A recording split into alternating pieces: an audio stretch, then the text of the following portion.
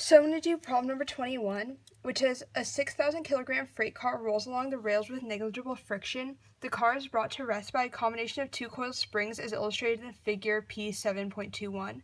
Both springs are described by Hooke's law, with K1 equaling 1,600 newton meters and K2 equals 3,400 newton meters. After the first spring compresses a distance of 30 centimeters, the second spring acts with the first to increase the force as additional compression occurs, as shown in the graph. The car comes to rest 50 centimeters after first contacting the two spring system. The car's initial speed is what you are trying to find. So you start by drawing the picture, which they actually have a picture for you in the book. So you have your freight train, and then you have a wall, and then you have two springs on the wall, one being longer and the other being shorter. So they want you to find the speed, but you need to find total energy first, and you can't do that without the velocity, which is what you're trying to solve for.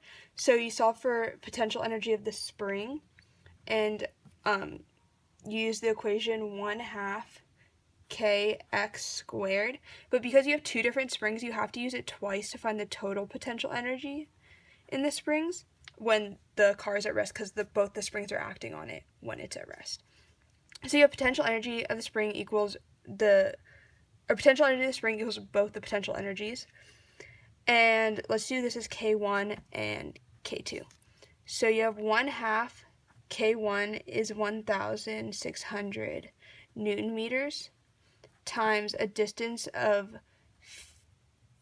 50 centimeters, so 0.5 meters squared, plus 1/2 K2 is 3,400 Newton meters, and that's times 0.2 meters squared, and that's 0.2 because it says after 30 centimeters the second spring acts on it, and then it only travels a total of 50 centimeters, so you can subtract 30 from 50, you get 20, and then that's the total distance that the second spring acts on it. So you solve that, and you get 268 joules, and then you're trying to find velocity though, so use KE equals 1/2 mv squared, because the car isn't moving at all at this time when potential energy of the spring is 100% used. The car's not moving, so you can assume that this is total energy. So you can plug that in for KE when the springs aren't touching it at all. So there's no resistance, there's no potential energy. So you have 268 joules equals 1/2.